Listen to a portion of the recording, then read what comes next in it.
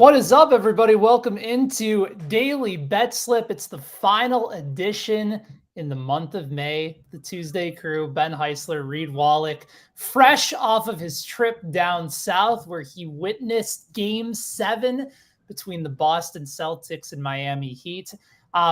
This feels like it could be an opportunity for me to throw some shade your way as the Brooklyn Nets fan, just trying to make sure that somehow you got a chance to watch the Eastern Conference Finals, but it just feels like low-hanging fruit. So I'm not going to go there with you today, but welcome back. It's good to see you.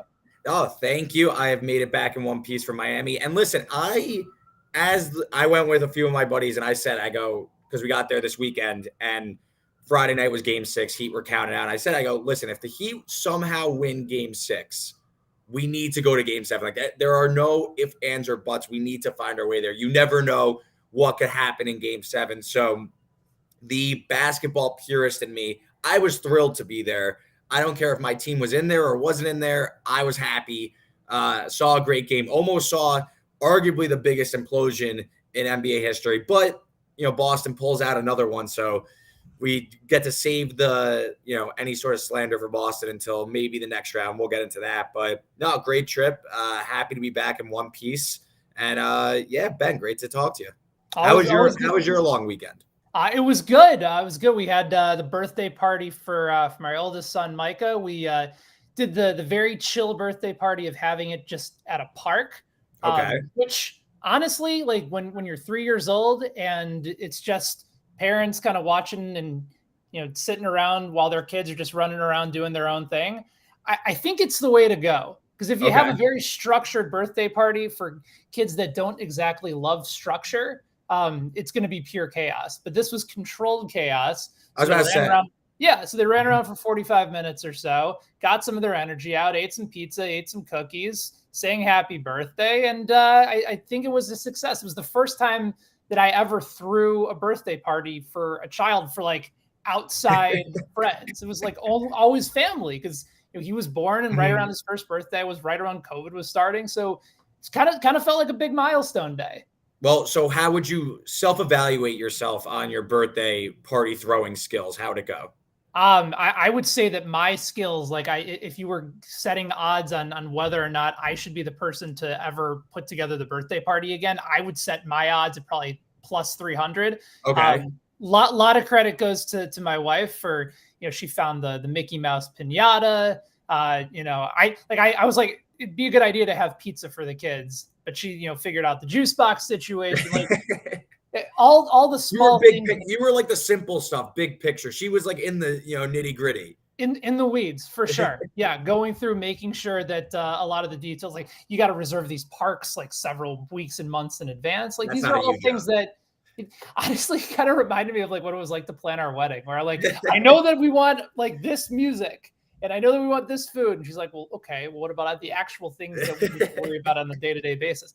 Yeah, we'll get to that. We'll figure it out. But overall, very solid. It's been good. My folks have been in town. Everyone's been enjoying. By the way, over the course of today's show, there are a lot of ways that you can contribute to the program today. If you are watching us at BetSided on Twitter, that's fantastic. But highly encourage you guys to head on over to YouTube. You can be a part of our chat there as well. Also weigh in on our poll for our game of the night. The New York Yankees are hosting the LA Angels over in the Bronx tonight. So make sure you guys weigh in whether or not you're going with the Angels on the money line, Yankees on the money line, or on the over or under at 8.5. Best matchup for sure of the slate today in Major League Baseball. Reed and I are going to dip our toes in the world of the NHL. You have the start of the Western Conference Finals coming up in about 15 minutes or so. We're going to go ahead and take a look at where we think the best futures opportunities are. With just 4 teams left, the Avalanche and the Oilers. Puck drops tonight at 8 p.m. Eastern. Game 1 of the Western Conference tomorrow night. It's the New York Rangers and the Tampa Bay Lightning. Lightning going for 3 straight Stanley Cups, Reed. And I know that they've provided some heartbreak along the way for many of folks. Could be the same for the Rangers heading up in the next several days.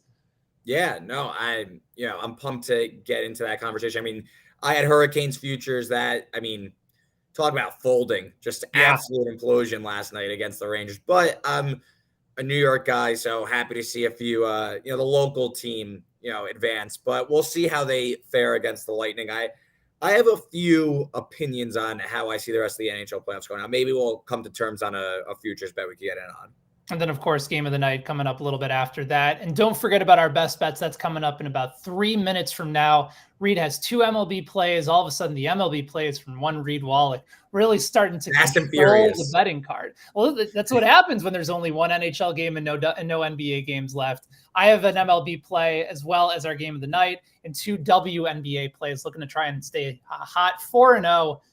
With my last 4 and 7-4 so far on the young season. But let's dive into the game and bad beat of the day. You were there, and I don't know what sort of action you had live on scene, but for anybody that was on the on the over for Heat Celtics, you looked like you were well on your way. In fact, the live total in that game started at 197.5. It ended up being Boston 100, Miami 96. The under ended up hitting by 1.5. But Reed, the live total in that game was going all the way up to 209. You had by far and away the lowest fourth quarter of the series. Yeah. Nobody could make a shot late, and the under ended up coming through. Also, if you had Boston with the team total over 100.5, ended up hitting right at 100. Couple bad beats along the way. And then on the Miami side too, +3, they ended up losing by 4. So just a lot of heartbreak all the way around for that game. I love that, like a game 7 like that. Everything from a betting perspective was up in the air until the last, 15 seconds or so. Yes. I did not have a bet on the game. I did not bet the side because you could have told me any which way that game could have gone. I would have believed you before the game. I thought that Miami would, I kind of leaned Miami. I thought Boston shouldn't have been favored by that much. Boston was the better team, and I feel like that was justified. I mean, the game was up in the air at the end, but I bet a game 7 under like usual. Bet that under. Open 200, got in there, closed 197.5, like you said. After the first quarter, when Boston scored 32 points in the first quarter, I was very concerned I know it was only 49 points or something the first quarter total, but I was concerned, how was this game going to go out? How was Miami going to come back? Because I was really concerned about Miami's ability to generate offense. It was basically just the Jimmy Butler show again. Ultimately, again, I don't really know how Boston blew that game. Marcus Smart missed a handful of shots. Jason Tatum hit just enough to win. But again, gets nerve-wracking at the end. I'm sitting upstairs. They raised a 13-point deficit. I'm sitting up. I'm upper deck. No seats to brag about, but I'm upper deck. I had to get in the stadium. People start leaving with 2 minutes left. And I'm with 3 of my buddies. They all bet the Celtics, and I'm rooting for the Heat. And we all look at each other and go, oh no, this is bad vibes all the way around for the Celtics. You see Derek White missed a floater. I think Smart misses a 3. It's all kind of turn around. Then Max Strus hits this ridiculous 3. All of a sudden, it's a 1-point game. And they get the stop. They're coming down, and we all look at each other. I thought the shot was going in from where I was sitting. It looked like the Butler shot, just to be specific. The Jimmy Butler game would have been to go ahead. Yes, that would have made it 99-98. Miami would have had the 1-point lead. Boston would have had the final possession. Yes, but Butler, wide open look. You had Horford backpedaling on the back end, plenty of separation. He was going for the kill shot. Yeah, I thought it was going in. I kind of saw it both ways if he should have taken the 2 or not. I slept on it. I kind of lived. I was like, you know what, you got to take that shot because he didn't want to go to overtime. I was cool with it. They lose, and if you have the Heat, I think if we're ranking bad beats, it goes total, full game total, Celtics team total over, and Heat spread. Because Heat spread, you kind of had no business being in the game anyway. So, you lose by a point, but you shouldn't have been there anyway. You would have kind of lucked into, would have backpedaled into that one. What do you think? I think that's fair. I think the Boston team total comes back to me because of the 2 free throws that Jaylen Brown missed late in the game. Yes, forgot it. Again, one of those things where the result now makes you forget what happened in the game, because that would have been an all-time loss if Boston had blown that game. But overall, I'm thrilled I went to the game. Was sick atmosphere. Almost saw something historic. That's kind of why I wanted to go. Can't miss an opportunity like that when you're in the area like that. and, kind of makes me a little vindicated that, I got to see a great game after 2 crappy ones in Brooklyn this first round. No doubt. Well, there's always next year, assuming Always that the team is somewhat reestablished after they figure out. I saw that one offshore book has the Phoenix Suns as the favorites to land Kevin Durant in some sort of a deal. I certainly don't see that happening, but if it does, sure. How would you feel? I would be devastated. I'm not expecting that to happen, but you never know. Crazier things have happened. It's true. And maybe you can jump on it the way that I did for Suns 80-1 a couple of years ago and just remember to hedge on the other side. But again, conversation for another time. Let's dive into best bets of the night. You have 3, I have 3. I'm going to start with your 2 MLB plays, and then I'll come back on the other side with mine. So go ahead. I know that you like for tonight a play on a certain MLB prop, as well as an underdog on the board on the road. So tell me who you like. Yeah, let's start to, I dipped my toes in the water the last few weeks. Now I'm starting to ramp it up a little bit, get more baseball plays out there. We'll go prop first. Blake Snell under 5.5 strikeouts. He's only pitched 2 games this season. He started the year in the IL. He pitched 3.2 innings, 5.2 innings. He has struck out a bunch. He struck out 5 3 2/3, and then he struck out 7. I'm just not buying it against a Cardinals team that's on fire at the dish. They also destroy lefties, second in batting average against lefties, also 3rd lowest K rate against southpaw. So if Snell's not going to go very long and the Cardinals aren't going to strike out, I just think that this is a really high watermark to get to. He's still getting stretched out. Give me under 5.5 strikeouts on Blake Snell. Yeah, I agree with it completely. In fact, Paul Goldschmidt is my daily dinger pick of the day. Yeah, I think they're going to, I like the Cardinals, but I thought that I didn't want to lay them as favorites because the Padres, elite team still, even if it gets the bullpen or something. So I thought this was my favorite way of playing them.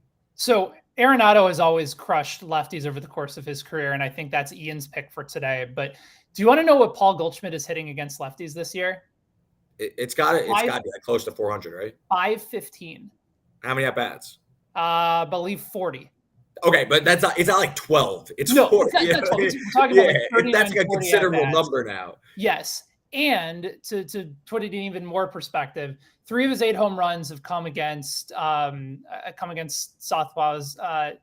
Sorry, it's a little bit less. It's 33 at bats against left-handers this year. Point stands. Yes, but 9 of his 11 home runs have come at home. So you're talking about a Cardinals team that drastically cuts its strikeout rate at home compared to on the road against a guy like Snell, who, yes, has the ability to be a dominant pitcher. We just haven't seen it yet as he's starting to work himself back. I imagine he'll get there, but this is not the time you want to face the Cardinals in the middle of that lineup against 2 right-handers that are going to drill the baseball. So I'm fully on board with that play. I think the under strikeout certainly in St. Louis makes a ton of sense. What about the other game that you like? I'm going to take the San Francisco Giants plus 115, small underdogs. This Phillies team is quickly heading towards, it seems like, I don't want to say a sell-off, but team was poorly constructed going into it, kind of built like a MLB The Show team. Like a beer league Yeah, like an MLB The Show team. And I thought it was really cool, but from a winning perspective, not necessarily. So they've dropped 7 of the last 10. There's rumors swirling around Joe Girardi's job security. They're now 11.5 behind my New York Mets. I just don't see it. Giants team coming in. They destroy lefties as well. 4th in OPS against lefties. Top 10 or second, 10% walk rate, second highest in baseball against the lefty and Ranger Suarez for the Phillies. Phillies bad bullpen. The Giants destroy lefties as well. I think the Giants are the better team. I'm getting them at an underdog price. Fading I'm not trying to catch the falling knife that is the Phillies. So give me the Giants as slight underdogs to knock off the Phils. Yeah, it just makes all the sense in the world right now. Phillies, I'm a bit surprised to see them as favorites. I know it's at home, and I know that you're talking about a West Coast MLB team playing on the East Coast, and sometimes that's a bit of a disadvantage, but the Giants are too good of a hitting team right now. And I know that they've had some inconsistencies, but Junis has also been very good on the road. Yep. One of the things in watching him in Kansas City, because for a while he was a guy that you could really trust to go deep in games. One thing that he's really figured out better than any time at this point in his career is getting the ground ball rate up. He's right around 50% in ground ball rate. And conversely, his walk rate has gone way down. His home run for fly ball rate has gone way down. He's striking out a few less guys per game, but ultimately it's been effective, especially pitching most of his games in San Francisco, where the wind doesn't really play much of a factor. It's all sort of swirling in the stadium. So Junis is in a really good spot again. Again, if you're keeping the ball down against the Phillies, you're going to be fine because they're going to either score 10 runs on a bunch of home runs or they're going to strike out a bunch. So he's going to put the ball in play and they're just not going to be able to do much with it. So yeah, I'm on board with both of those plays tonight. Let's do it. Love to hear it. And all right. So for my MLB pick of the day, I'm going to the Boston Red Sox. They are at home, and it's a surprising line. Looking at this over at WinBet, to me, seeing the Red Sox at home against the Cincinnati Reds at only minus 137. It's since moved up to minus 143. Listen, I know the Reds have had a much better May than they had in the month of April when they went 3-18, but this is still very much a mismatch. The Red Sox offense has been arguably the best in Major League Baseball the entire month. You're throwing out Michael Wacha, who is undefeated over his last, I believe, 7 starts. Luis Castillo's been fine, but Joe Summers pointed out a little bit today that the last 3 starts that he's had have come against teams that rank 27th, 26th, and 25th in OPS in the month of May. Boston, 10-4 in their last 14. Reds are 4-16 over their last 20 games as a road underdog. I know that they've looked better, and I know that they've been able to pour on some runs, but Wacha's been fine. Coming off a little bit of a rough start against the White Sox, but the White Sox lineup in that particular game matched up well against him. This is a Reds team that is still trying to figure out what the hell they are. And if they get to a point where they start hitting, they're going to start moving some pieces off again. So this just doesn't feel like an opportunistic time. Red Sox aren't going to get shut out again the way that they did on Monday. I think they bounce back, have a very nice opportunity to put some runs on the board at home against Luis Castillo. So I like the Red Sox on the money line tonight. Yeah, and Red Sox, like you said, one of the hottest teams in baseball. It seems like they're kind of erasing that slow start. I'm not going to say they're going to get all the way back into it, but maybe the wild card. This is not a team you want to step in front of. And the Reds, yes, they're playing better, but like that doesn't mean they're good. Like they went from absolute garbage to just bad. So maybe they're a little bit more competitive. I'm not the biggest Castillo believer. As someone who's very interested in the trade market for pitchers, like Luis Castillo is that like very trendy name. Yeah, I'm not the biggest fan of the Mets trading for him right now. So you got him going to a buzzsaw that is the Red Sox offense right now. No interest. Yeah, I'm with you here. I completely agree. So before I dive into, I got 2 WNBA plays on the books for tonight. I'll get into that in just a second, but you are looking into the world of the French Open and another underdog on the board. So tell me who you like for tomorrow's French Open action. Yeah, so this is tomorrow. I believe it is the early game. So this is a 9 a.m. It's supposed to be starting. It'll be after the 2 women's quarterfinals. So, timing TBD, but early tomorrow morning, I like Marin Cilic against Andre Rublev, plus 120 over at WinBet. Cilic has been just the better player on clay. Has only dropped 1 set thus far. He just beat Daniil Medvedev, the number 2 player in the world, who granted struggles on clay typically, but had been having a really strong campaign. Just absolutely ran him over in straight sets the other day. Rublev, meanwhile, not as great as a campaign. He has dropped a set in each match so far and also lost 6-1 the first set in the round of 16 to Jannik Sinner. Sinner got hurt in the second set. Real drop-off, ended up retiring. So Rublev kind of lucky to be here, in my opinion. That was about a pick-em match. Now he's only a slight favorite. I think the books are also, like, odds makers are aware that Cilic is in good form, and he is arguably the better player. So you're not seeing a big difference between these guys. I'm going to take the underdog. I like Cilic to win, go to the semifinals in what would be a shock. He was like around 1,600 to make the quarters heading into this because, with guys like Medvedev, Medvedev's in this bracket, Sinner, Rublev, they all didn't look so great. So now you see Cilic pick up ahead of steam.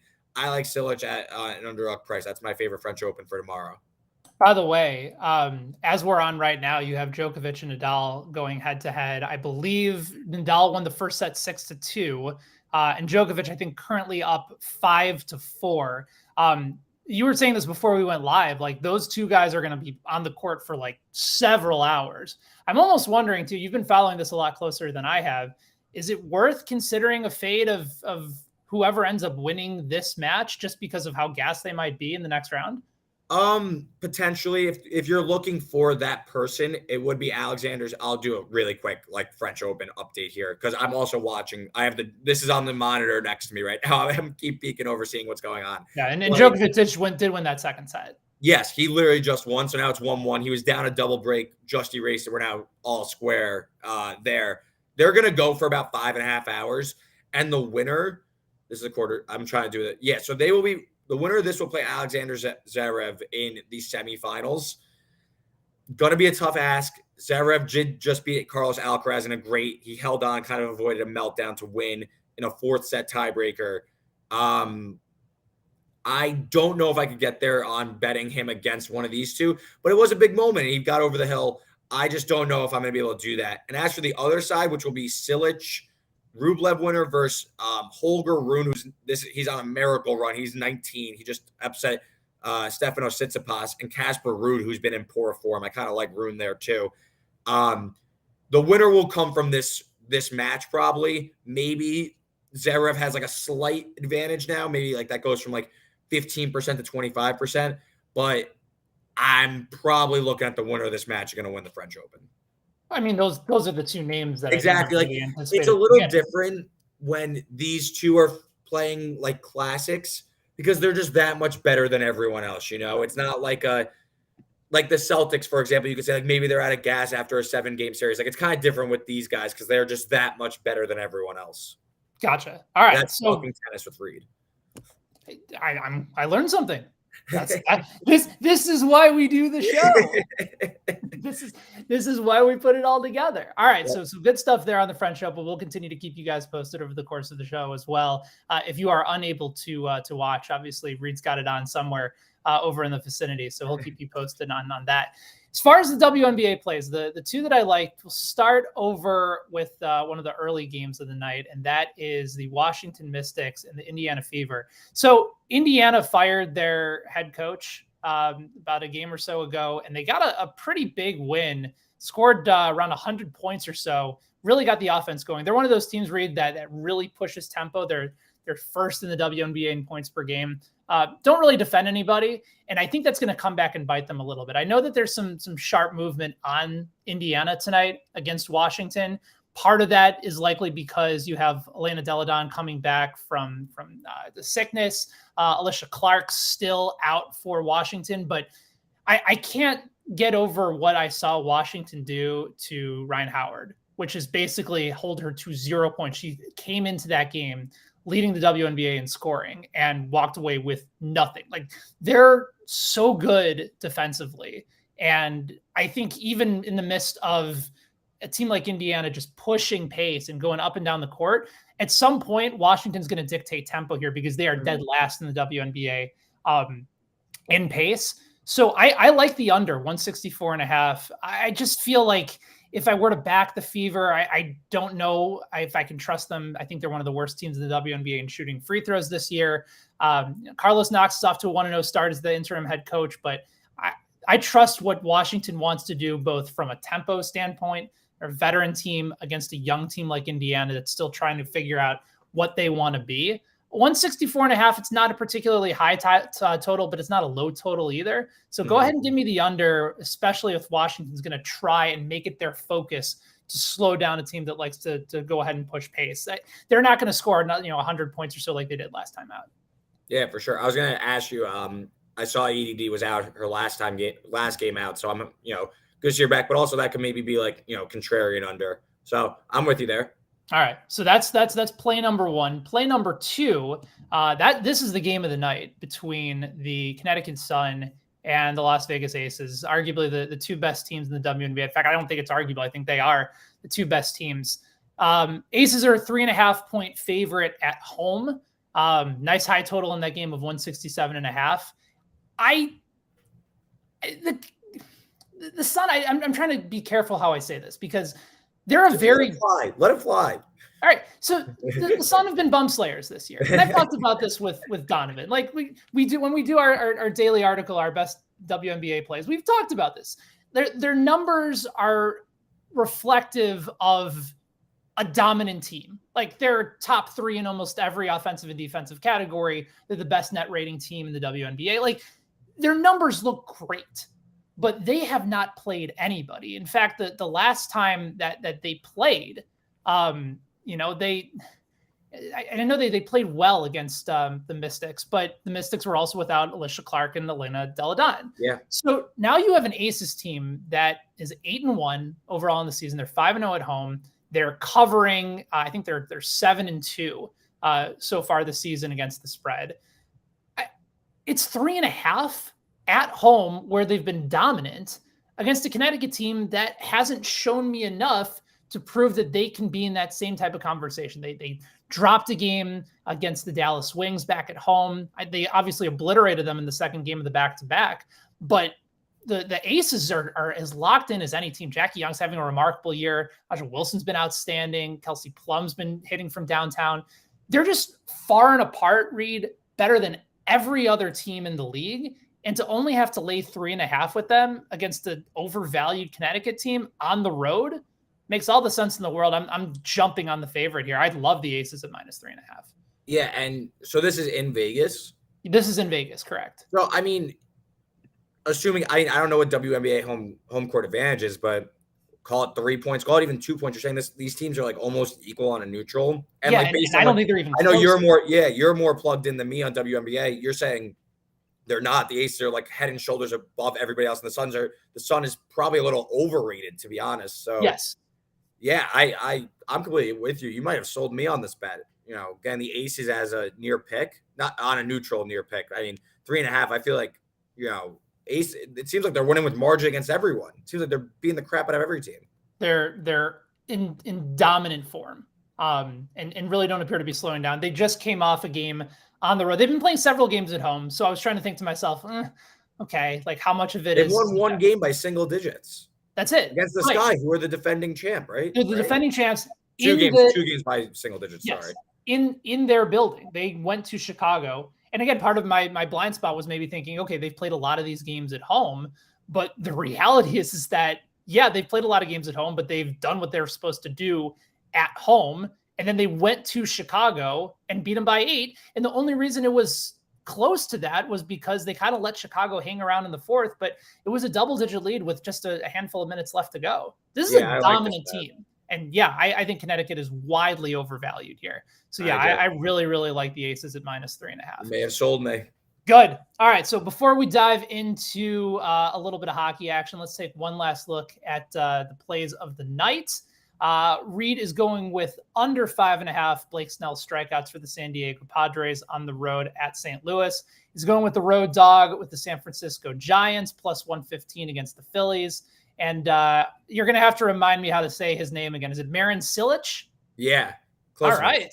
Another underdog, Marin Cilic +120 against Andre Rublev over in the French Open for tomorrow. As for my favorite plays of the day, I like the Red Sox at -137 at home against the terrible Cincinnati Reds. Give me the under 164.5 between Washington and Indiana. And then the Aces -3.5 at home against the Connecticut side. I feel like I'm at some point, like I never thought in all these times of doing these videos that, the people that are going to hate me the most are Connecticut Sun fans. Like that's going to be like the new, fan base that I'm going to start sparring with, but that's fine. That means that people care. And I'm certainly happy about that.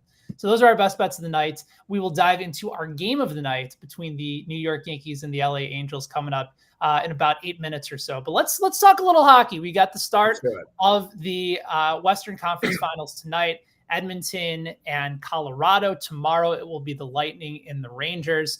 And I kind of want to go over some of these futures prices with you when it comes to evaluating these series. So just sort of from a wide open perspective, I'm going to give you the finals odds for each team in their respective conferences, and then take a look even further from the Stanley Cup finals odds. So in the West, you have the Avalanche at -250, heavy favorites over Edmonton at +200. In the East, it's a little bit closer. Rangers are +145, Tampa Bay -175 to go back and play for their third straight Stanley Cup.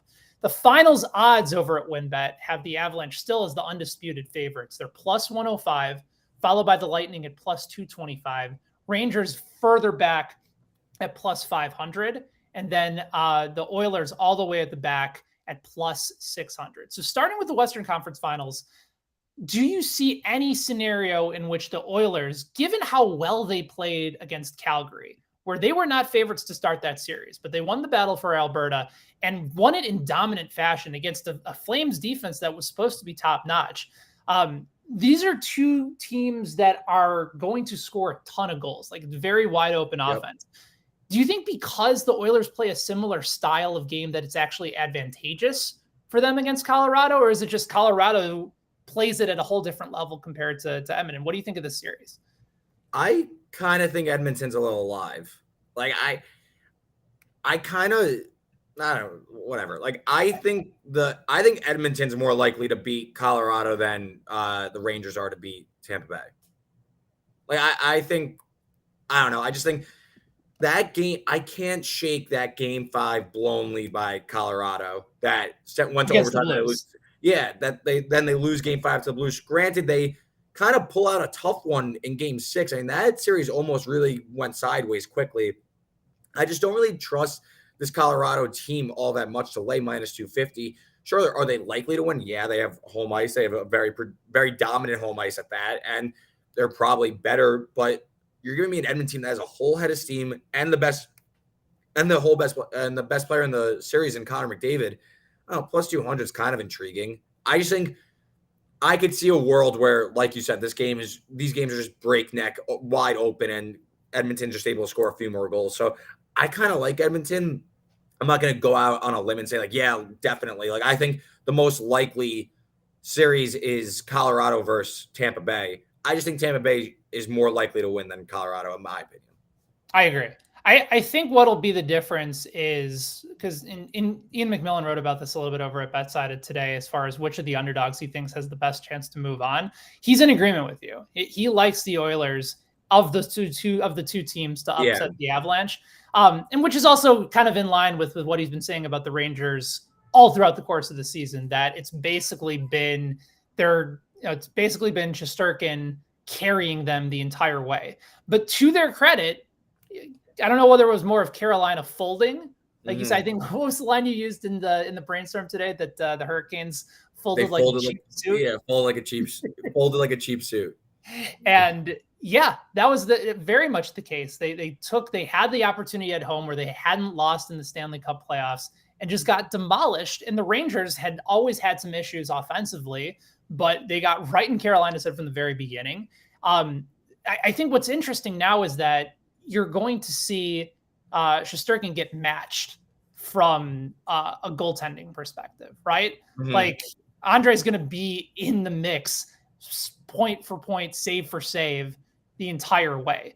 I feel like with Edmonton, you get hot, you build up enough of a lead. Yes, Colorado can come back, but I think that's just going to give that young team even more confidence. And also, over the last 5 games, McKinnon only has 6 points.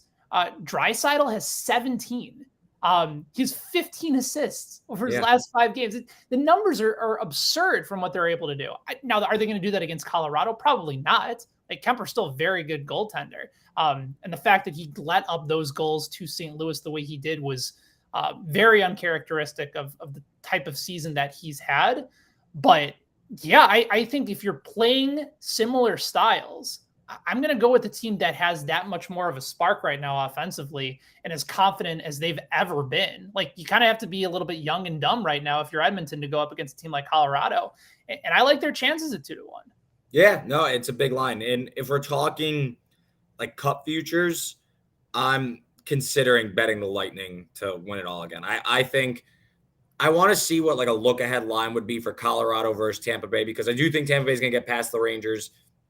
And I don't know, like, is there going to be a huge difference between this Colorado Tampa Bay line? I know Colorado will have home ice, but from plus 105 to plus 225, that's a big jump in my opinion. I think maybe there's some value on getting on Tampa Bay now, especially if you and I are both pretty confident that they're going to get past the Rangers. Yes. And I think that there's a chance that they would get Edmonton, in which case maybe they're even favored in that series. Or I don't know who would have home ice in that scenario, but you're looking at being favored in that series. So I don't know, things get interesting there. I agree with you. I think the Lightning right now is the opportunistic time to be able to jump on board with them.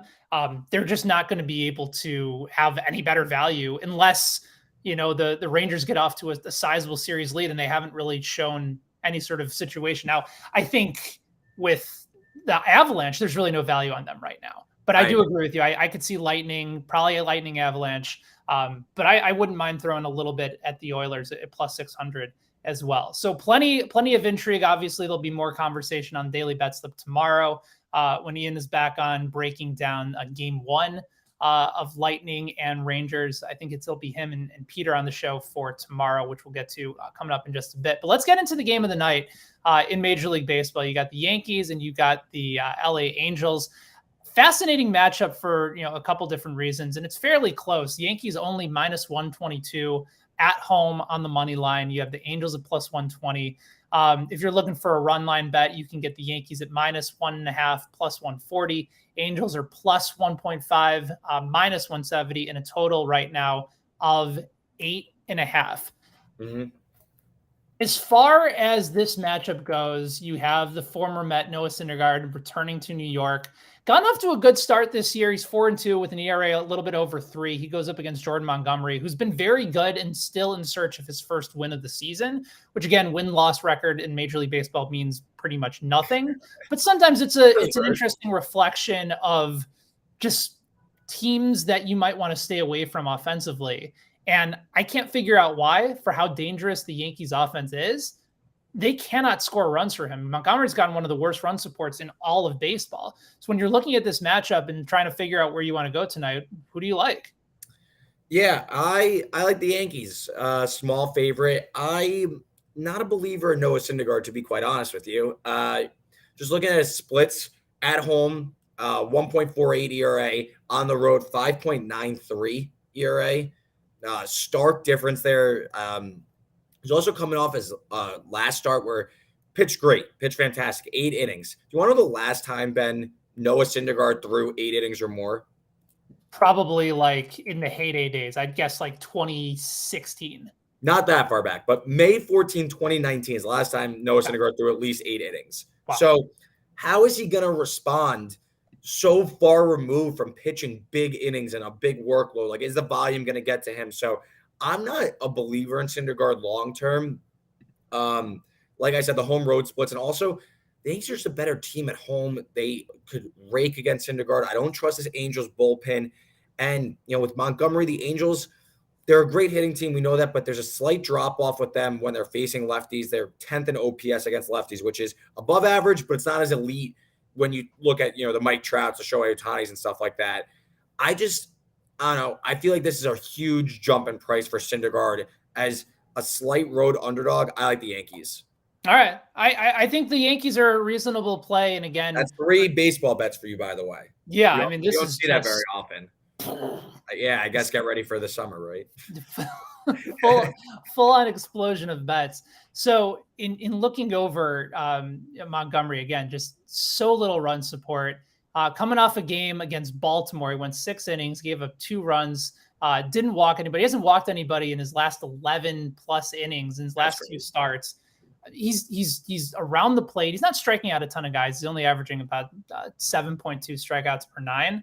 But to me, I'm going under here because you have Montgomery, who's continued to pitch well, and the Angels offense has not fared well without Anthony Rendon.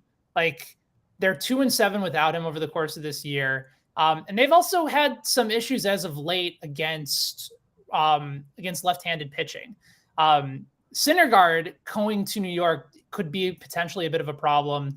But again, I don't know if I trust the Yankees right now to be able to score runs in games that Montgomery is starting. And the Yankees, for whatever reason, have had some issues. They're middle of the pack against right-handed pitching this year. I know that they've had plenty of home runs and they've had some times where they've looked completely dominant, but I believe they're 13th in Major League Baseball in wins created plus, or in WRC plus. Mm-hmm. And that's just doesn't stand out to me to think all of a sudden they're going to just explode on Syndergaard, who has seen his strikeout rate also go down this year, but he's also improved his ground ball rate. Yes. And if you can keep the ball down in Yankee Stadium, you're going to be able to have a chance to be able to remain in the game. So that is advantageous to Syndergaard as well. So I like the under here. I think 8.5 is a nice number. You always kind of get a little bit of a boost at Yankee Stadium because of the short porches. But I could see this one end up being like a 4-3, 4-2 ball game by the time it's all said and done.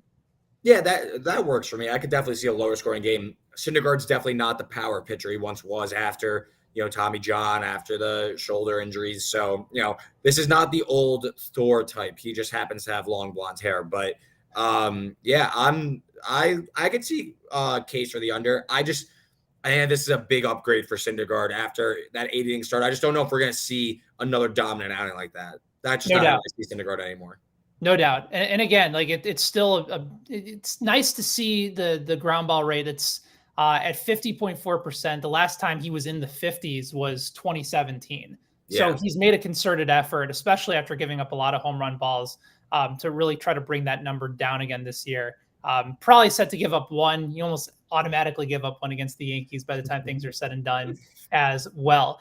As far as the community, Reed, they're on board with you. It's another side that Reed, you get to go ahead and put on the victory chain and celebrate, because the Yankees at -130 is the community bet of the night. So we'll go ahead and slide in a small wager on the board for the Yankees against Thor in his return to New York City.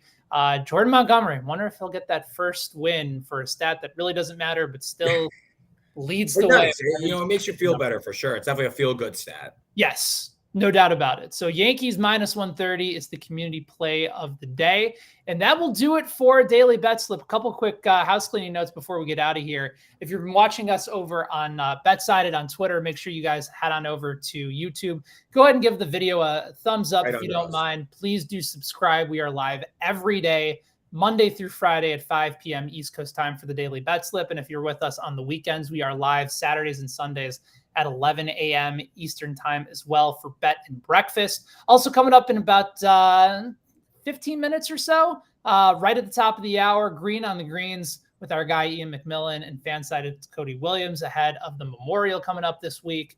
And then tomorrow's show, it will be, I lied, it's not going to be Ian. It'll be myself and Peter Dewey getting ready for. You're on.